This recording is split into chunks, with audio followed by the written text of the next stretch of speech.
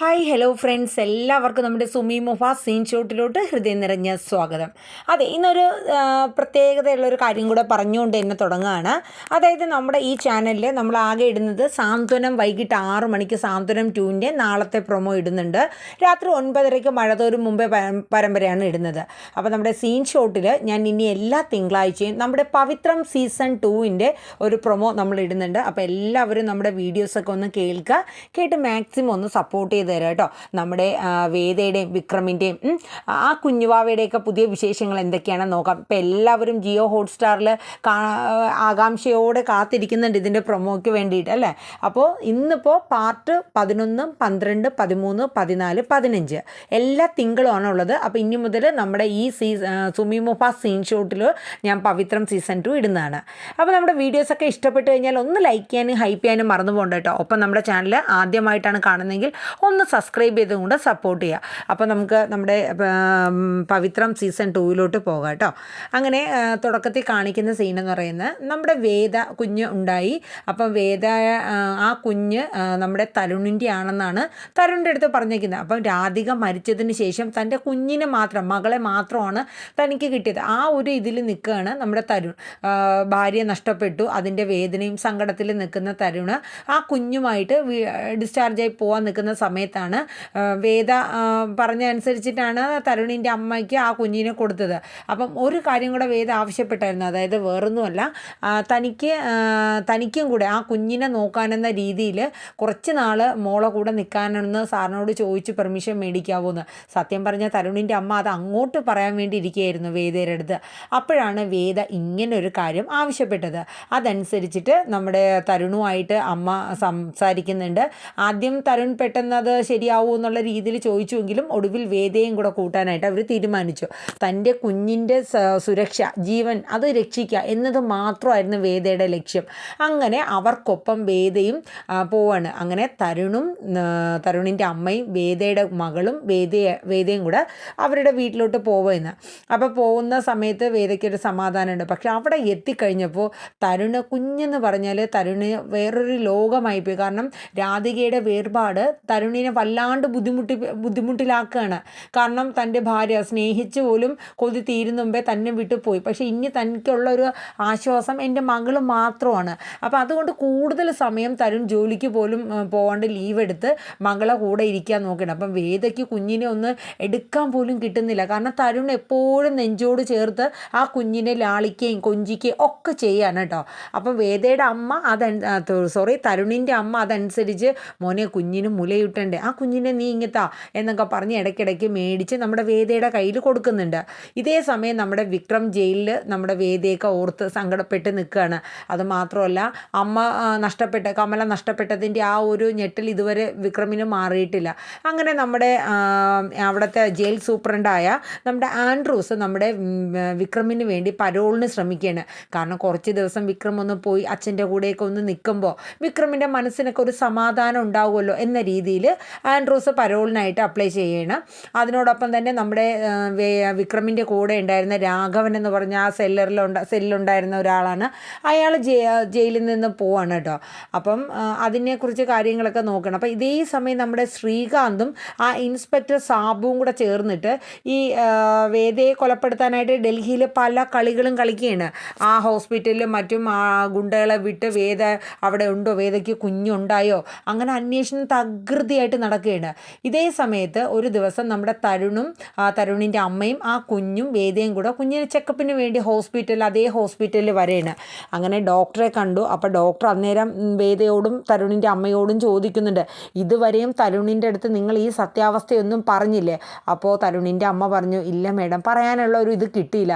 പക്ഷെ അത് വളരെ അപകടമാണ്. കാരണം എന്ന് വെച്ചാൽ നിങ്ങൾ ഈ കളിക്കുന്ന കളി അത്ര ശരിയായ ഒരു കാര്യമല്ല. കാരണം പിന്നീട് നിങ്ങൾ തന്നെ അത് ദുഃഖിക്കേണ്ടി വരും. കാരണം എത്രയാണെങ്കിലും റെക്കോർഡിലെല്ലാം തരുണിൻ്റെ കുഞ്ഞാണ് എന്ന രീതിയിലാണ് വന്നിരിക്കുന്നത്. അവസാനം അതൊരു ഇതായി മാറും. കാരണം തരുൺ അത് പിന്നീട് ഉൾക്കൊള്ളണം എന്നില്ല. കാരണം തൻ്റെ കുഞ്ഞല്ല എന്നറിയുമ്പോൾ ആ ഷോക്ക് ചിലപ്പം തരുണിനെ മൊത്തത്തിൽ അങ്ങ് മാറ്റും. അപ്പോൾ അതുകൊണ്ട് ഒരുപാട് ദിവസങ്ങൾ നീട്ടാണ്ട് നിങ്ങളത് എത്രയും പെട്ടെന്ന് തരുണിനെ അറിയിക്കാനായിട്ട് ആ ഡോക്ടർ സഹിതം പറയുന്നുണ്ട്. അപ്പോൾ വേദ തന്നെ പറയാം എന്നുള്ളൊരു നിലപാടിൽ നിൽക്കുകയാണ്. അങ്ങനെ അവർ ഹോസ്പിറ്റലിൽ ഡോക്ടറെ കണ്ട് പുറത്തോട്ട് ഇറങ്ങണതും, അതായത് ഡോക്ടർ ഡോക്ടർ റൂമിൽ നിന്ന് പുറത്തോട്ട് ഇറങ്ങണതും ആ 2 ഗുണ്ടകളെ നമ്മുടെ വേദയുടെ കണ്ണിൽ കാണുകയാണ് കേട്ടോ.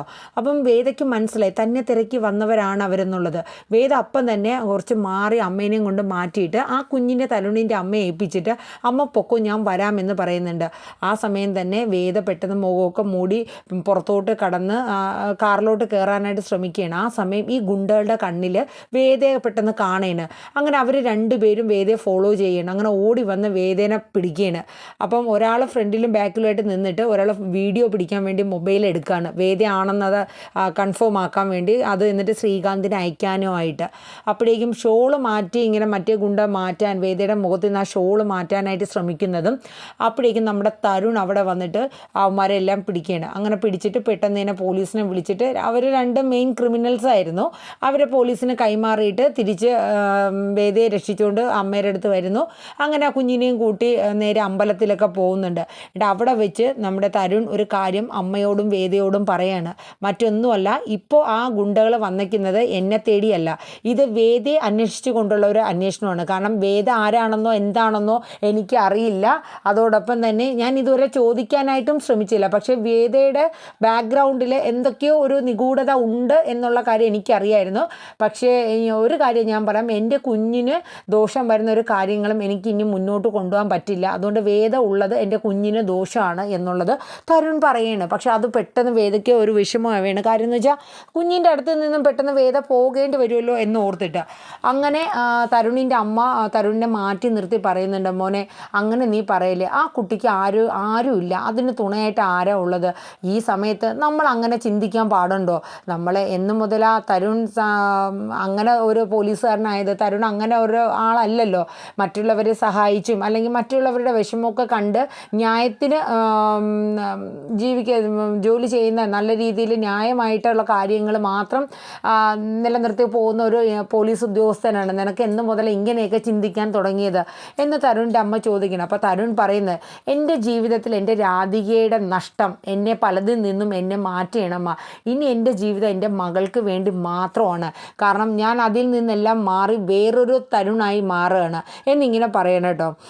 അത് കേട്ടപ്പോഴത്തേക്ക് എന്തായാലും തരുണിൻ്റെ അമ്മ പറഞ്ഞു, എന്തായാലും ആ കുട്ടിയെ നമുക്ക് ഉടനെ കൈയൊഴിഞ്ഞ് വിടാൻ പറ്റില്ല വേദ, അതിനാരും ഇല്ലാത്തതാ മോനെ. അപ്പോൾ അങ്ങനെയൊക്കെ പറഞ്ഞു കഴിയുമ്പോഴത്തേക്ക് തരുണിന് ഒരു സമാധാനം വരുന്നുണ്ട്. അങ്ങനെ പിന്നെ വേദയുടെ അടുത്ത് പറയുന്നുണ്ട്, എനിക്ക് എന്തായാലും നിങ്ങളുടെ ബാക്ക്ഗ്രൗണ്ട് എന്താണെന്ന് എൻ്റെ അടുത്ത് ഫ്രീ ആയിട്ടുള്ളപ്പോഴാണെങ്കിൽ നിങ്ങളൊന്ന് പറയണം. കാരണം എന്തൊക്കെയോ നിഗൂഢതകൾ നിങ്ങളുടെ വേദയുടെ ജീവിതത്തിലുണ്ട് എന്നുള്ളത് മനസ്സിലാവേണം. അങ്ങനെ അവരവിടെ നിന്ന് അമ്പലത്തിൽ നിന്ന് നേരെ വീട്ടിലോട്ട് പോകുന്നുണ്ട്. അങ്ങനെ കുഞ്ഞിൻ്റെ പേരിടൽ ചടങ്ങൊക്കെ വരെയാണ്. പക്ഷേ സത്യം പറഞ്ഞാൽ വേദയ്ക്ക് വല്ലാത്തൊരു ബുദ്ധിമുട്ടാണ്. കാര്യം വേറൊന്നുമല്ല, തൻ്റെ വിക്രം, അതായത് എൻ്റെ മോളുടെ അച്ഛനായ വിക്രം ആദ്യമായിട്ട് എൻ്റെ മോളെ പേര് ചെവിയിൽ ചൊല്ലിക്കൊടുക്കണതൊക്കെ വേദയുടെ ഏതൊരു അമ്മയ്ക്കുള്ളൊരു സ്വപ്നം തന്നെയാണല്ലോ അത്. പക്ഷെ അതിനുള്ളൊരു ഭാഗ്യം പോലും എൻ്റെ മകൾക്ക് ഇല്ലല്ലോ. അങ്ങനെ തരുണാണ് നമ്മുടെ രാധിക ഗർഭിണി ആയിരുന്നപ്പോൾ തന്നെ ഒരു മകളാണ് ജനിക്കുന്നെങ്കിൽ ഇടാൻ വെച്ചിരുന്ന ആ പേര് ആ ചടങ്ങിൽ കുഞ്ഞിൻ്റെ കാതിൽ പറയുന്നത് ഗൗരി എന്നാണ് പറയുന്നത് കേട്ടോ. ഗൗരി എന്ന പേരാണ് ആ വാവയ്ക്ക് ഇടുന്നത്. അങ്ങനെ ആ പേരിടൽ ചടങ്ങൊക്കെ കഴിഞ്ഞു. അവരെ കുറച്ച് ഫ്രണ്ട്സും റിലേറ്റീവ്സൊക്കെ വന്നിട്ടുണ്ടായിരുന്നു. അതുകൂടാണ്ട് പിന്നെ ഫുൾ ടൈം നമ്മുടെ തരുൺ കുഞ്ഞിനോടൊപ്പമാണ് ഉറങ്ങുന്നതും ഒക്കെ. അപ്പോൾ ഇതിൻ്റെ ഇടയിൽ തരുണിൻ്റെ അമ്മ പറ്റുന്ന സമയത്തൊക്കെ തരുണിൻ്റെ നിന്ന് മേടിച്ച് വേദയ്ക്ക് കൊടുക്കുന്നുണ്ട്. പക്ഷേ വേദയെ വല്ലാണ്ട് അത് വിഷമിപ്പിക്കുന്നുണ്ട്. അപ്പം വേദ മനസ്സിൽ ഉറപ്പിക്കുന്നുണ്ട്, ഇതൊത്തിരി നാൾ അങ്ങനെ തരുൺ സാറിനെ മറച്ചു വെച്ച് കൊണ്ടുപോയാൽ അത് ഞാനും തരുൺ സാറിൻ്റെ അമ്മയും സാറിനോട് ചെയ്യുന്ന ഒരു കബളിപ്പിക്കലായി പോവില്ല. അതായത് സാറിനോട് ചെയ്യുന്ന ഒരു തെറ്റല്ലേ. അതുകൊണ്ട് എത്രയും പെട്ടെന്ന് തന്നെ സാറിൻ്റെ അടുത്ത് ഈ കുഞ്ഞ് എൻ്റെ കുഞ്ഞാണ് എന്നുള്ളത് പറയണം. പക്ഷേ ഒരു പക്ഷേ പറയുമ്പോൾ സാർ അത് ഉൾക്കൊള്ളണം എന്നില്ല. എങ്കിലും സത്യാവസ്ഥ സാറിനോട് പറയണം, എൻ്റെ സാഹചര്യം അങ്ങനെയായിരുന്നു എന്നൊക്കെയുള്ളത് വേദ പറയണം എന്ന് ആഗ്രഹിച്ച് വേദ തരുണിൻ്റെ റൂമിലോട്ട് പോയെങ്കിലും പക്ഷേ വേദയ്ക്ക് പറയാൻ പറ്റില്ല. കാരണം എന്താണെന്ന് വെച്ചാൽ ആ കുഞ്ഞിനെ ആ മാതിരിയാണ് സ്നേഹിച്ച് ലാളിച്ച് കൊഞ്ചിച്ച് തരുൺ കൊണ്ടു നടക്കുന്നത്. ആ കുഞ്ഞു മോളുടെ ആ കാൽപാദം തൻ്റെ നെഞ്ചിനോട് ചേർത്ത് പച്ച കുത്തിയിരിക്കുകയാണ്. കാരണം നിൻ്റെ സ്നേഹം ഈ അച്ഛൻ്റെ നെഞ്ചിലിരിക്കണം എന്നുള്ള രീതിയിൽ. അതൊക്കെ കണ്ടപ്പോൾ വേദയ്ക്ക് പറയാൻ വന്ന കാര്യം, അതായത് തരുണിൻ്റെ കുഞ്ഞല്ല ഇതെന്നുള്ളത് പറയാനായിട്ട് ഉദ്ദേശിച്ച് വന്നതാണ്. പക്ഷെ അത് പറയാൻ വേദയ്ക്ക് സാധിച്ചില്ല എന്നുള്ളതാണ് കേട്ടോ.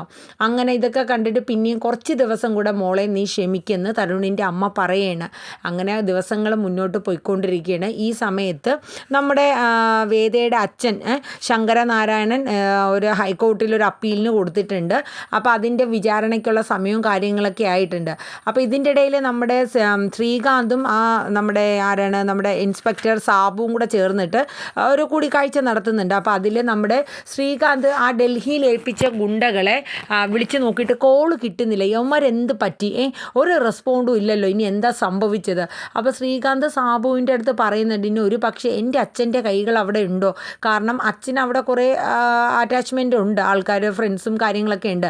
ഒരു പക്ഷേ വേദ അച്ഛനെ വിളിച്ചതിന് ശേഷം അച്ഛൻ്റെ സഹായത്തോടു കൂടിയാണോ അവൾ അവിടെ നിൽക്കുന്നത്, വേദയ്ക്ക് കുഞ്ഞു പിറന്നു കാണുമോ, അങ്ങനെയൊക്കെയുള്ള ചിന്തകൾ ശ്രീകാന്ത് ഇങ്ങനെ സാബുവിൻ്റെ അടുത്ത് പറയണം. അപ്പോൾ സാബു പറയുന്നുണ്ട്, താൻ ഇത്ര ടെൻഷൻ അടിക്കേണ്ട കാര്യമൊന്നുമില്ല, ഇപ്പം കുഞ്ഞുണ്ടായാൽ തന്നെ ഇല്ലെങ്കിൽ തന്നെ എന്തായാലും അവൾ നമ്മുടെ കയ്യിൽ പെടും, അതുകൊണ്ട് ടെൻഷനൊന്നും അടിക്കേണ്ട എന്നുള്ളത് പറയുന്നുണ്ട്. അപ്പം ശ്രീകാന്ത് പറയുന്നുണ്ട്, ഇതിൽ അച്ഛൻ ഇൻവോൾവ് ആണെങ്കിൽ നമ്മൾ വിചാരിക്കണ പോലെയല്ല സാബു, കാര്യങ്ങൾ കുറച്ചും കൂടെ നമ്മൾ ടെൻഷൻ ആവേണ്ടതായിട്ട് തന്നെ ഉണ്ടെന്ന് പറയണം. അങ്ങനെ കേസിൻ്റെ ടൈം എത്തി, അതിൻ്റെ വിചാരണയൊക്കെ വരെയാണ്. അപ്പോൾ ആ സമയത്ത് നമ്മുടെ വിക്രമിൻ്റെ വക്കീലായിട്ട് നമ്മുടെ ശങ്കരനാരായണൻ സാറും എതിർഭാഗത്തായിട്ട് നിൽക്കുന്നത് നമ്മുടെ ചന്ദ്രശേഖരൻ്റെ മകനായ ദർശനുമാണ് നിൽക്കുന്നത്. അങ്ങനെ ഈ കേസിൽ ഇപ്പോൾ ഈ വാദത്തിൽ നമ്മുടെ ശങ്കരനാരായണൻ 4 ആൾക്കാരെ കൊണ്ടുവരികയാണ്. അതായത് തെളിവ് ഇതിനായിട്ട്, അതായത് നമ്മൾ കോടതിയിലെ കേസ് പറയുമ്പോൾ നമ്മൾ തെളിവിനായിട്ട് കൊണ്ടുവരില്ല, 4 സാക്ഷികളെ കൊണ്ടുവരികയാണ്. അതിൽ ഒന്നാമത്തെ വർഗീസ് എന്ന് പറഞ്ഞ ഒരാളാണ് ഫസ്റ്റായിട്ട് വരുന്നത്. അപ്പം ശങ്കരനാരായണൻ കോർട്ടിലോട്ട് വിളിക്കുന്നുണ്ട്. അങ്ങനെ വർഗീസ് വരുന്നുണ്ട്. അതായത് നമ്മുടെ വേദയും വിക്രമും കുറച്ച് നാൾ ഇടുക്കിയിൽ ഹൈ റേഞ്ചിലോട്ട് താമസം മാറ്റിയല്ലോ. അങ്ങനെ മാറ്റിയ സമയത്ത് അവർക്ക് വേണ്ടുന്ന വീടും സൗകര്യങ്ങളൊക്കെ എടുത്തു കൊടുത്തത് ഈ വർഗീസാണ്. അപ്പം MLAയുടെ മകനായ നമ്മുടെ വരുണിനെ കൊലപ്പെടുത്തിയത് വിക്രമാണെന്ന് ഉള്ള രീതിയിലാണ് ഈ കേസ്, ആദ്യത്തെ കേസൊക്കെ മുന്നോട്ട് പോയിക്കൊണ്ടിരുന്നത്. പക്ഷേ അത് വിക്രമല്ല എന്നുള്ളത് നമ്മുടെ വാസവന് തന്നെ മനസ്സിലായി. വാസവൻ അത് കേസ് പിൻവലിച്ചതുമാണ്. അപ്പം ആ സമയത്ത് നമ്മുടെ ശങ്കരനാരായണൻ ചോദിക്കുന്നുണ്ട് വർഗീസിൻ്റെ അടുത്ത്, ഈ കേസിൽ അതായത് വിക്രം ആരെങ്കിലും കുറിച്ച് നിങ്ങളുടെ അടുത്ത് പറഞ്ഞിട്ടുണ്ടോ, അല്ലെങ്കിൽ വിക്രമിനെയും വേദയും അവിടെ വെച്ച് ആരെങ്കിലും ആക്രമിക്കാൻ വന്നിട്ടുണ്ടോ എന്നുള്ളതൊക്കെ ചോദിക്കുകയാണ്. അപ്പം പറയുന്നുണ്ട് വർഗീസ് അവസാന സമയത്ത് ആരൊക്കെയോ തൻ്റെ പിന്നിലുണ്ടെന്നും തനിക്ക് ശത്രുക്കൾ ഏറെയാണെന്നും തന്നെ തന്നെയും ഭാര്യയും കൊലപ്പെടുത്താനായിട്ടൊക്കെ ശ്രമിക്കുന്നുണ്ട് എന്നുള്ളതൊക്കെ പറയണം. അങ്ങനെ അവസാന സമയത്താണ് വേദയും നമ്മുടെ വിക്രമും കൂടെ ഈ വർഗീസിൻ്റെ അടുത്ത് വരികയും തന്നെ വീട്ടിൽ ആക്രമിക്കാനായിട്ട് വന്നു എന്നൊക്കെ പറയുന്നുണ്ട്. അങ്ങനെ വർഗീസ് പള്ളിയിൽ അച്ഛൻ്റെ അടുത്ത് പറയാൻ പോയിട്ട് തിരിച്ചു വരുമ്പോഴേക്കും ഇവർ താമസിച്ചിരുന്ന ആ വീടൊക്കെ മൊത്തത്തിൽ നശിപ്പിച്ച് കഴിഞ്ഞു കേട്ടോ. പിന്നീട് നമ്മുടെ വിക്രമിനെ അയാൾ കണ്ടിട്ടില്ല. പിന്നെ വർഗീസിൻ്റെ ഭാര്യയാണ് 2ാം സാക്ഷിയായിട്ട് കൊണ്ടുവന്നത്. അതായത് അവസാനമായിട്ട് വേദമോളെ ആശുപത്രിയിൽ കൊണ്ടുവന്നതും അവിടെ നിന്ന് പിന്നെ വേദയെ കാണാണ്ടായതും വരെ ആ വർഗീസിൻ്റെ ഭാര്യയ്ക്കും ഇവരെക്കുറിച്ച് അറിയുള്ളൂ. അപ്പോൾ ആ നടന്ന സംഭവങ്ങളൊക്കെ ഒറിജിനായിട്ട് നമ്മുടെ ശങ്കരനാരായണൻ വക്കീൽ അത് കോടതിയിൽ ഇവരെ സാക്ഷികൾ വെച്ച് അത് പറയുകയാണ്. പിന്നെ 3ാമതായിട്ടൊരു സാക്ഷിയാണ് സേതു എന്ന് പറയുന്നത്. അതായത് സേതു എന്ന് പറയുന്നത് നമ്മുടെ ഈ ചന്ദ്രശേഖരനും നമ്മുടെ ശ്രീകാന്തും കൂടെ ചേർന്നിട്ട് വേദയും വിക്രമിനെ ആക്രമിക്കുന്ന സമയത്ത് അവിടെ നേരിട്ടുണ്ടായിരുന്ന ഒരു വ്യക്തിയാണ്. വിക്രമിനെ നേരത്തെ ഓൾറെഡി അറിയാവുന്ന ഒരാളും കൂടെയാണ്. അപ്പോൾ അനിയൻകുട്ടൻ അന്നേരം ഇവരുടെ കൂടെ ഉണ്ടായിരുന്നു. ഈ അനിയൻകുട്ടൻ പുളിക്കം മരിച്ചത് നേരിട്ട് കണ്ടിട്ടാണ് അനിയൻകുട്ടന് മെൻ്റലി ഒരു ഷോക്കായി പോകുന്നത്. അങ്ങനെ ആ അനിയൻകുട്ടനെയും നമ്മുടെ വിക്രമിൻ്റെ കൂടെ കൊണ്ടാണ് അന്ന് ഇവിടെ വന്നത്. അപ്പോൾ ആ സമയത്ത് നമ്മുടെ അനിയൻകുട്ടനെയും അതുപോലെ തന്നെ വിക്രമിനെയും വേദയും എല്ലാവരും ഈ ചന്ദ്രശേഖരനും നമ്മുടെ ശ്രീകാന്തും കൂടെ ചേർന്ന് ആക്രമിക്കാൻ വന്നപ്പോൾ സേതുവും കൂടെ ഇതറിഞ്ഞ് ഇടപെട്ട് അവരെ എല്ലാവരും അടിച്ചമർത്തിയാണ്. ചന്ദ്രശേഖരനെയും ശ്രീകാന്തിനെ അടിച്ചമർത്തി. പക്ഷെ ആ സമയത്ത് ചന്ദ്രശേഖരൻ്റെ കയ്യിലൊരു തോക്കുണ്ടായിരുന്നു എന്നും ആദ്യം അത് ഇവർ അടി ഉണ്ടാക്കിയപ്പോൾ അയാൾ എടുത്തുവെങ്കിലും ആ തോക്ക് തെറിച്ചു പോയി. പിന്നീട് അവസാനത്തിൽ ഇയാൾക്ക് ആ തോക്ക് കിട്ടുന്നുണ്ട്. ആർക്ക്? ചന്ദ്രശേഖരന്. ആ തോക്ക് ഉപയോഗിച്ച് അനിയൻകുട്ടനെ വെടിവെച്ച് അനിയൻകുട്ടനെ കൊലപ്പെടുത്തുന്ന പൊട്ടുന്നുണ്ട്. ഇത് നേരിട്ട് വേദ കണ്ട് വേദ അവിടെ കുഴഞ്ഞു വീഴണം കേട്ടോ. അങ്ങനെ ഈ സേതു അനിയൻകുട്ടനെയും വേദയും പെട്ടെന്ന് തന്നെ ഹോസ്പിറ്റലിലോട്ട് കൊണ്ടുപോകുന്നുണ്ട്. അതിനുശേഷം ചന്ദ്രശേഖരനും നമ്മുടെ ശ്രീകാന്തും കൂടെ കാട്ടിലോട്ട് ഓടിയ സമയം ഈ വിക്രം ഇവരെ ഫോളോ ചെയ്ത് പോയായിരുന്നു. പക്ഷേ പിന്നീടാണ് ഈ സേതു പറയണത്, ഞാൻ അറിഞ്ഞത് ചന്ദ്രശേഖരൻ മരണപ്പെട്ടു എന്നും അതിന് കൊലപാതകിയായിട്ട് നമ്മുടെ വിക്രമിനെ അറസ്റ്റ് ചെയ്തു എന്നുള്ള കാര്യം സേതു അറിയണത്. അത് സേതു കണ്ണി കണ്ട കാര്യമാണ്. ഇത് ആ കോടതിയിൽ ശങ്കരനാരായണൻ മൂന്നാം സാക്ഷിയായ സേതുവിനെ കൊണ്ട് അവിടെ പറയിപ്പിക്കണം. അപ്പോൾ ഇതിനെയൊക്കെ എതിർത്തുകൊണ്ട് നമ്മുടെ ദർശൻ പറയുന്നുണ്ട്, ഇപ്പോൾ ഈ നാടകീയമായിട്ടുള്ള ഈ സാക്ഷികളെ ഇവിടെ കൊണ്ടുവന്ന് വിസ്തരിക്കുന്നത് എന്താണെന്ന് മനസ്സിലാവുന്നില്ല. നാലാമതായിട്ട് ഫാദർ മൈക്കിൾ കുരിശിങ്കലിനെ കൊണ്ടുവരികയാണ്. അപ്പോൾ ആ ഫാദർ വരുമ്പോഴത്തേക്ക് നമ്മുടെ വിക്രം പറഞ്ഞ കുമ്പസാര രഹസ്യം ഒരിക്കലും പുറത്തു പറയാൻ പാടില്ലാത്തതാണ്. പക്ഷേ ചില അത്യാവശ്യം ഇങ്ങനൊരു ഘട്ടം വന്നതുകൊണ്ട് അത് ഈ കോടതി മുമ്പാകെ മൈക്കിൾ പറയുകയാണ്. അപ്പോൾ അത് പറയുന്നത് കാണിക്കുന്നില്ല, പക്ഷേ വിക്രമിൻ്റെ മനസ്സിൽ ആ ചെയ്യാത്ത തെറ്റുകളെല്ലാം പറയുന്നുണ്ട്. ഓൾറെഡി നമ്മുടെ വരുൺ മരണപ്പെട്ടു. അത് ഈ ചന്ദ്രശേഖരനും നമ്മുടെ ശ്രീകാന്തിൻ്റെയും കൂടെ പണിയാണ്. അത് കഴിഞ്ഞ് ഇത് കണ്ട പുളിക്കലാണ് ഈ വരുണിനെ കൊലപ്പെടുത്തുന്നത്. പുളിക്കൽ കണ്ടല്ലോ, അങ്ങനെ പുളിക്കനെയും കൊല്ലാനായിട്ട് ശ്രമിക്കുകയാണ്. ഈ പുളിക്കനെ കൊല്ലാനായിട്ട് നോക്കുന്നത് കൊന്നത് അനിയൻകുട്ടൻ കണ്ടു, നേരിട്ട് കണ്ടു. അങ്ങനെയാണ് ഇവർ ചന്ദ്രശേഖരനും നമ്മുടെ ശ്രീകാന്തും ചേർന്ന് അനിയൻകുട്ടനെ വകവരുത്തിയത്. അതായിരുന്നു അവരുടെ ലക്ഷ്യം. ഒടുവിൽ ചന്ദ്രശേഖരനെ കൊന്നേക്കണു. പക്ഷെ അതാര് എന്നുള്ളത് ലാസ്റ്റ് വരും. അങ്ങനെ ഈ 4 സാക്ഷികളെയും കോടതിയിൽ വിസ്തരിച്ച് കാര്യങ്ങളെല്ലാം പറയുന്നുണ്ട്. അപ്പം കോടതി ചോദിക്കുന്നുണ്ട്, ഈ 4 പേരെ കൊണ്ടുവന്ന് എന്താണ് നിങ്ങളിവിടെ പ്രൂവ് ചെയ്യാനായിട്ട് ശ്രമിക്കുന്നതെന്ന്. അതായത് വേറൊന്നുമില്ല, ഇതിൻ്റെ സത്യാവസ്ഥ ഈ വിക്രം നിരപരാധിയാണ് എന്നുള്ളതിൻ്റെ ദൃക്സാക്ഷികളാണ് ഇവർ 4 പേരും. അത് കോടതിയിൽ കൊണ്ടുവന്നു എന്നതേ ഉള്ളൂ. അത് മാത്രമല്ല, ഒരു ഇൻവെസ്റ്റിഗേഷൻ ഈ കേസിൽ വേണമെന്നും ഈ ചെറുപ്പക്കാരൻ അതായത് വിക്രം ഒരു കുറ്റവും ചെയ്തിട്ടില്ല, ഇതിൻ്റെ പിന്നിൽ ഉള്ള ആ കൊടും ക്രൂരത ചെയ്ത വ്യക്തികളെ നിയമത്തിന് മുന്നിൽ കൊണ്ടുവരണമെങ്കിൽ ഒരു പ്രത്യേക ഇൻവെസ്റ്റിഗേഷൻ ആൾക്കാരെ ഈ കേസ് ഏൽപ്പിക്കണം എന്നുള്ളതാണ് ശങ്കരനാരായണൻ്റെ ശക്തമായ നിലപാട്. ഉടൻ തന്നെ നമ്മുടെ ദർശൻ രംഗത്തിറങ്ങുകയാണ്. ശങ്കരനാരായണൻ്റെ ഇരുന്നു ദർശൻ ക്വസ്റ്റ്യൻ ചോദിച്ചു തുടങ്ങി. ഈ 4 പേരെ ഒരുമിച്ച് വിളിക്കുകയാണ്. അതായത് നിങ്ങൾക്ക് വിക്രം പറഞ്ഞ ഈ അറിവുകളല്ലാണ്ട് വിക്രമിനെ കുറിച്ച് നിങ്ങൾക്ക് എന്തെങ്കിലും അറിയാവോ എന്ന് ചോദിക്കുകയാണ്. അപ്പോൾ അതിപ്പം സേതുവിനും ഇല്ല. അതായത് വരുണിനെ കൊന്നതും പുളിക്കിനെ കൊന്നതൊക്കെ താനല്ല എന്നുള്ളത് വിക്രം നേരിട്ട് പറഞ്ഞേക്കണ കാര്യമാണ്. ഇതിൽ തെളിവിനായിട്ട് അവർ നേരിട്ടൊന്നും കണ്ടിട്ടില്ലല്ലോ.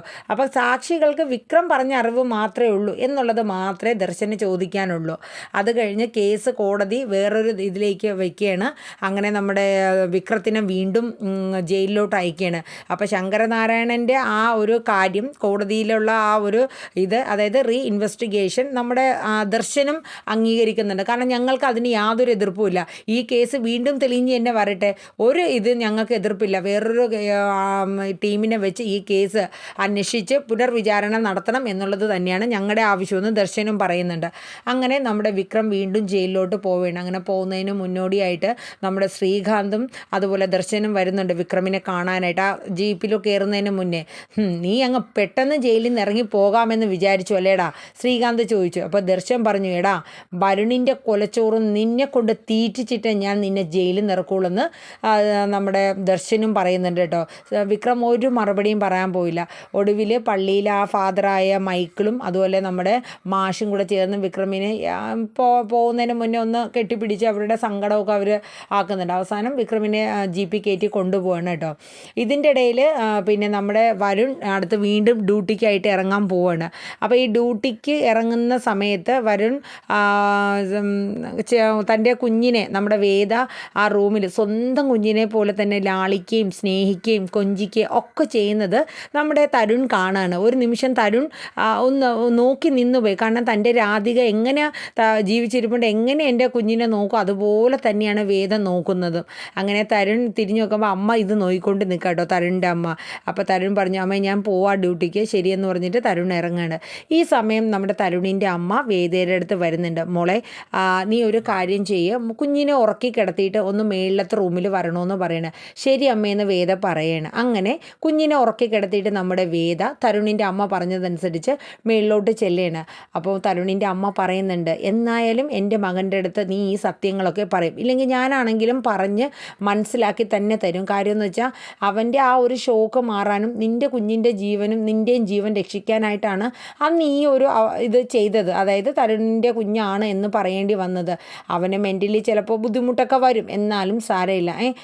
പക്ഷേ അതിലേക്ക് നീ സഞ്ചരിച്ച് ഞങ്ങളെ നിന്ന് മാറി നീയും നിൻ്റെ മകളും ഒറ്റയ്ക്ക് ഇവിടെ നിന്ന് ഇറങ്ങിക്കഴിഞ്ഞാൽ, ഏതെങ്കിലും സാഹചര്യത്തിൽ അങ്ങനെ ഇറങ്ങേണ്ടി വന്നാൽ നിനക്ക് പിടിച്ചു കയറാനുള്ള ഒരു പടിവാതിൽ ഞാൻ തരാൻ പോകണമെന്ന് പറയും. അതിലേക്കുള്ള ഒരു പടിവാതിലാണ് ഈ മുറിക്കകത്ത് എന്ന് പറയും. അങ്ങനെ വേദേനെ കൊണ്ട് ആ റൂം തുറന്ന് നോക്കിപ്പിക്കുകയാണ്.